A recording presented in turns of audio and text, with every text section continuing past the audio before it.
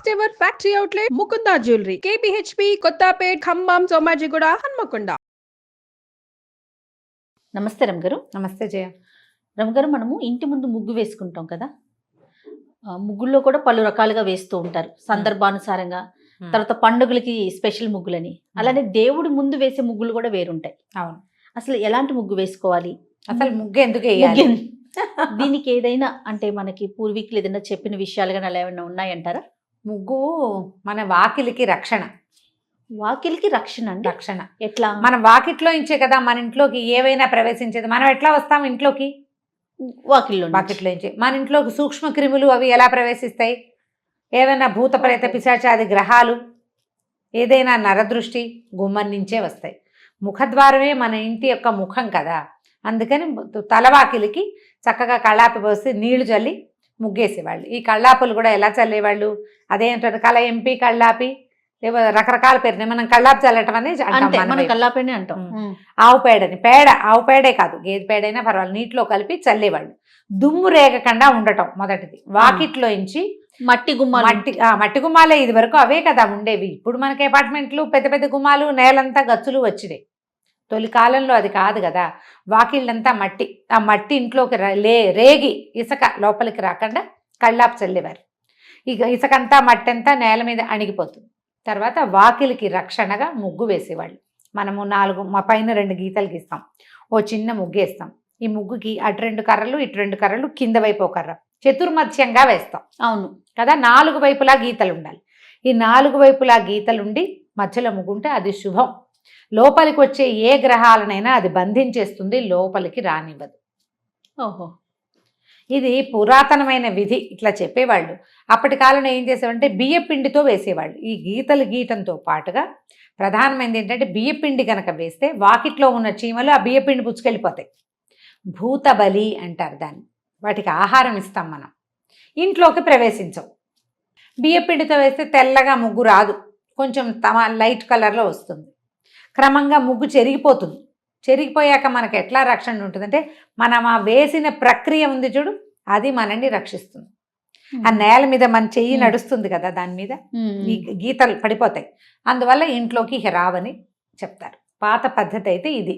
క్రమంగా ఏం చేసాం, ఈ కళ్ళాపులు అవి తగ్గి, ఈ పేడ కళ్ళాపులు చల్లడం తగ్గి, ఏదో మామూలు నీళ్ళ కళ్ళాపి చల్లుకోవటం. వాకిళ్ళ నిండా గచ్చులు. వాకిట్లో ముగ్గేసిన తెల్లగా కనపడుతుంది, అందంగా కనపడుతుంది. దాంట్లోకి ఫ్యాషన్ ప్రవేశించేసరికి సున్నం ఎక్కువ కలిపేవాళ్ళు. సున్నం వల్ల కూడా, సున్నపు గీతల వల్ల కూడా ఇంట్లోకి చీమలు ప్రవేశించవు. కానీ చీమకి ఆహారం అవదు అది. శత్రువే కదా అది. పాప అవి లోపలికి వెళ్ళలేవు కదా. మనం భూతబలిని పక్కకు పెట్టేశాం. ముగ్గు వాకిట్లో కళగా అందంగా ఉండటం అనే పాయింట్ వచ్చింది. తర్వాత రకరకాల ఫ్యాషన్ల ద్వారా 2 గీతలు గీయాల్సింది పోయి ఇట్లా లావుపాటి గీతేసి 4 గీతలు వచ్చేలాగా చేయటం. ఎవరు రకరకాలు చూస్తాము, తెలుసుకుంటాం. ఈ రంగవల్లుల్లో వీటిలలో చతుర్మధ్యంగా వేయటము, అవి కాకుండా ఫ్యాషన్గా పువ్వు వేయటము, అవి మొదలు పెట్టుకున్నాం. వాకిళ్లలో శుక్రవారాలు పద్మాలు వేయాలి, ఆడపిల్లలే వేయాలి, అలా సిద్ధాంతాలు కూడా ఉంటాయి ఊళ్ళల్లో. తర్వాత ఏమో ఈ మన ధనుర్మాసంలో ఏమో ఒక రకం ముగ్గులు. ధనుర్మాసమే ముగ్గుల రోజులు అవి. అవును, ధనుర్మాసపు ముగ్గులు రాబోయే బలిచక్రవర్తికి ఆహ్వానంగా అన్ని గళ్ళుగా వేస్తాం. ఆ గళ్ళల్లో కూడా ప్రధానమైనది ఏంటంటే, మనకి వ్యాధులు వచ్చే రోజులు ధనుస్సు. మార్గశిర మాసం వ్యాధి రోజు. ఆ నెలంతా కొంచెం అనారోగ్యం, అంటే మరణాలు ఎక్కువగా డిసెంబర్లో సంభవిస్తూ ఉంటాయి చూడు. కాస్త అనారోగ్యంగా ఉన్నవాళ్ళు డిసెంబర్ వెళ్ళాలనుకుంటారు. ఈ గళ్ళ వల్ల ఆ మృత్యువుని కూడా కొంత నిరోధించే శక్తి ఉంటుంది ఆ గళ్ళకి. అందుకని పూర్వకాలం మహర్షులు ఎవరో ఈ ముగ్గు పద్ధతిని, థెరపీనే మనకి ప్రవేశపెట్టారు. తులసమ్మ దగ్గర అష్టదళ పద్మం వేసుకుంటాం 8 వచ్చేలాగా. వాకిళ్లలో నక్షత్రాల ముగ్గులు వేస్తారు. దానివల్ల దుష్టగ్రహాలు రావు.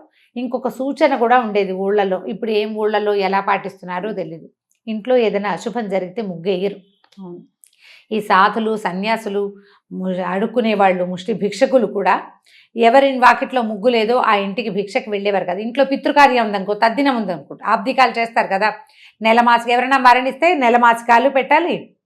అవో 16 ఎన్నో లెక్క ఉంటుంది. అక్కడి నుంచి ఆబ్దికాలు ప్రతి సంవత్సరం పెట్టాలి. వాళ్ళ వాకిట్లో ముగ్గు లేదంటే వాళ్ళ ఇంట్లో ఇది ఉంది, వాళ్ళు ఎవరికి ఏం పెట్టరు. ఆ రోజున పిండ ప్రదానం అయ్యేదాకా పిచ్చిక కూడా ఆహారం పెట్టరు ఆ ఇళ్లలోంచి. చీమలకు ఆహారం కూడా ఇవ్వకూడదు. పితృదేవతలు వేచి ఉంటారు ఆ రోజు, అందుకని ముగ్గు వెయ్యరు. ముగ్గు శుభాశుభాలని సూచించడం కంటే ప్రధానమైంది అది మనం చేసే భిక్ష. ఆ పూట కూర తొక్కులు కూడా బయట పారేసేవాళ్ళు కాదు జయ, నాకు గుర్తుంది మా ఇంట్లో అలా చేసేవాళ్ళు.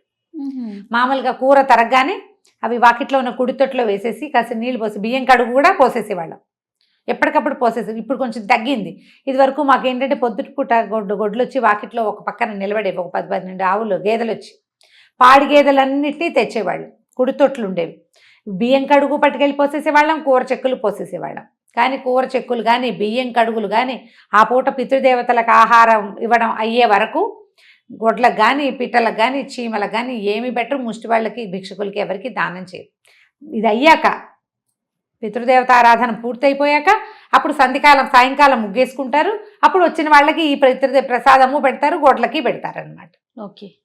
ఈ ముగ్గు దానికి గుర్తుగా కూడా సూచనగా కూడా ఉండేది. వాళ్ళు ఆ రోడ్లో ఏదైనా అశుభం జరిగిందంటే ఆ సందులో వాళ్ళ ఇంట్లో ఒకళ్ళ ఇంట్లో ముగ్గు ఉండేది కాదు, ఇంకా ఆ వైపుకి వెళ్ళకుండా ఇల్లు దాటి వెళ్ళాలనుకో వెళ్ళేవాళ్ళు కాదు పాత రోజుల్లో. ఇప్పుడు క్రమంగా ఏమైందంటే మనకి గచ్చులు వచ్చినాయి.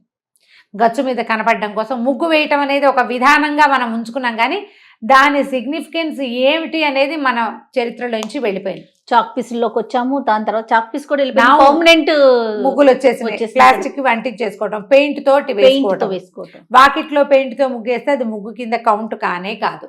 గచ్చు మీద వేసిన ముగ్గే కాదు, ఊరికే మనం సౌందర్యానికి వేసుకుంటున్నాం తప్పిస్తే ఇంటికి కళ అంటే అశుభం కాదు, ఈ ఇంట్లో శుభాలే ఉన్నాయని తెలియచేయటానికే ముగ్గు ఇప్పుడు, అంతే, అంతకంటే లేదు. ఇప్పుడు ఇండిపెండెంట్ ఇళ్లలో వాకిట్లో చక్కగా కళ్ళాపు జల్లి ఇంటితో ముగ్గేసి ఊళ్ళల్లో కనపడతాయి. మేము కోయంబత్తూరు అప్పుడు ట్రిప్ వెళ్ళాము చూడు, మేము కోయంబత్తూరులో ప్రతి వాకిలి ఆకుపచ్చగానే ఈ మన కళ్ళాపు జల్లేసి ముగ్గులు, అందరు వాకిళ్లలో ముగ్గులు ఉన్నాయి జయ. అపార్ట్మెంట్ వాకిళ్లలో కూడా పెద్ద పెద్ద ముగ్గులు వేసుకుంటున్నారు ఇప్పుడు కూడా, ఏం మానేలా. కాకపోతే దేనికోసం వేయాలి అనే ఐడియాలజీ ముగ్గు సిద్ధాంతం మాత్రం ఉంది. అసలు మనకి ఇంటర్నెట్ లో ఎన్ని ముగ్గులు కనిపిస్తాయో. అవును రమ్మగారు, ముగ్గుల మీదే యూట్యూబ్ వీడియోలు ఉన్న వాళ్ళు అసలు 3 లక్షలు 10 లక్షల సబ్స్క్రైబర్లు ఉన్న వాళ్ళు ఉన్నారు బోళ్ళకి మంది. నాకు కూడా ముగ్గులు భలే సరదా, నేను చూస్తుంటాను, నేనేం వేయను, చూస్తూ ఉంటాను ఎంత బాగుందో చిన్న ముగ్గని, సరదాగా ఉంటుంది. అయితే దేవతార్చనకి మనం ముగ్గు వేసుకోవటం, దేవుడి దగ్గర మందిరం తుడుచుకుంటాం కదా, తులసి దగ్గర అష్టదళ పద్మం వేస్తే 8 వేస్తాం కదా, 8కి పద్మం వేసుకోవటం. ముగ్గులు తొక్కకూడదు. ఒకవేళ మనం శుద్ధతో వేసుకున్నా కూడా ముగ్గు అనేది ఒక పవిత్రమైన విధానం కదా, వాకిలంతా పండగని వేయకూడదు, గ్యాపులు ఇవ్వాలి. ముగ్గు తొక్కకూడదు, ముగ్గులు తొక్కితే మంచిది కాదు. అందుకని పెద్ద పెద్ద ముగ్గులేసి నడవడానికి వీలు లేకుండా చేయకుండా చిన్న ముగ్గేసి కొంచెం గ్యాప్ ఇచ్చి నడవడానికి వీలుగా పెట్టుకోవాలి. దేవుడి దగ్గర కూడా మనం ఏంటంటే మన 18 రేకులు వచ్చేటువంటి పద్మాలు వస్తాయి. ఈ మంగళగౌరి వ్రతాలప్పుడు పద్మాలు పెట్టడం అనేది ఒక ప్రత్యేకమైనది. ఈ 8 పెట్టి తర్వాత 3 చుక్కలు పెట్టి వాటిని కలుపుతారు. పద్మాలు ఆ ముగ్గు వేసుకోవాలి పీట మీద, అమ్మవారికి ఆ ముగ్గు ప్రత్యేకం, అట్లా పెడతారు. లక్ష్మీ ఆరాధనకి పద్మం వేయటమే ప్రత్యేకంగా కనిపిస్తుంది. ఓకే. తమిళనాడులో మనకు బాగా కనపడతాయి ఇలాంటివి. అయితే ఈ పైన 2 అడ్డగీతలు వాళ్ళు వేయరేమో మరి. వాళ్ళు వేయరు రమ్మగారు, ఇట్లా నిలువుగా 2 ఇటు ఒక 2 మధ్యలో స్టార్ గాని ఏదైనా వేసుకుంటారు, మళ్ళీ ఇటు ఒక 2 వేస్తారు. మనం ఇలా అడ్డంగా వేసుకుంటాం కదా గుమ్మానికి, వాళ్ళు ఇటు ఒక 2 గీతలు గీసి ఆ రెండింటిని కలుపుకుంటారు, మధ్యలో ఒక స్టార్ లాంటిది వేసుకుంటారు, మళ్ళీ ఇటు 2 ఇట్లా సేమ్ ఇదే లైన్ లో వాలుగా వేసుకుంటారు. వాళ్ళ లక్ష్మీదేవికి అడ్డంకి అయిపోతుందని వాళ్ళ భావనట. మనకు పైన 2 అడ్డగీతలు తప్పనిసరి, కావాలంటే దాని మీద 2 క్రాస్ గీతలు గీసుకుంటాం, లేదా దానికి ఒక పువ్వో ఏదో వేసుకుంటాం. కానీ అడ్డగీతే మన మెయిన్ పద్ధతి. అవునవును. పూర్వకాలంలో ఏవో జరిగితే ఏర్పడిన ఆచారాలు కూడా అయ్యి ఉండవచ్చు వీటిని, అలా కూడా చెప్తారు. అందుకని ముగ్గు కర్రలు తొక్కకూడదు అలాంటివి చెప్తారు. రకరకాల నమ్మకాలు. అంతే. ప్రధానమైనది ఏంటంటే ఇది పూర్వం నుంచి వస్తున్న సంప్రదాయము. ఏదైనా శుభకార్యం అంటే వాకిట్లో తప్పకుండా ముగ్గు ఉండాలి. అశుభాలప్పుడే ముగ్గులు వేసుకోవాలి. వాకిలు కడిగామనుకో వెంటనే కాస్త ముగ్గు వేసుకోవాలి, అయితే అశుభం. అసలు మనం ఇంట్లో నుంచి బయటికి వెళ్తున్నామంటే మార్నింగ్ ముగ్గు లేకుండా బయటికి వెళ్ళకూడదు, అదొక అలవాటు అయిపోయింది, అనిపించేస్తూ ఉంటుంది. అలవాటు. అపార్ట్మెంట్ లో అయినా వాకిట్లో ఏదో ముగ్గైనా వేసుకుంటాం, చిన్న ముగ్గైనా వేస్తాం. చెయ్యండి ముగ్గులు, అంటే ఈ పద్ధతిని కొనసాగించాలి, మానేయద్దు.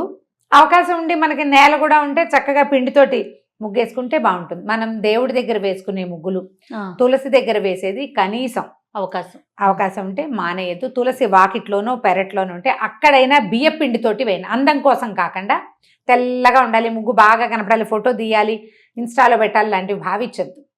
తులసి వాకిట్లో ఉంది, పెరట్లో ఉంది, మట్టి ఉంది, చీమలు తిరుగుతాయి, అక్కడ బియ్య పిండి చక్క మెత్తటి పిండి పెడితే తెల్లగా ఉంటుంది. ఆ పిండితోటి ముగ్గు వేయండి. ఆ బియ్య పిండి చీమలకి ఆహారం అయితే మనకి చాలా మంచిది. గచ్చ మీద వేస్తే గాలికి ఎగిరిపోతుంది, మనమే తొక్కేస్తాం, ఇంట్లోకి వచ్చేస్తుంది. నేల ఉంటేనే ఈ పద్ధతి. తప్పకుండా అండి. నమస్తే. నమస్తే జయ.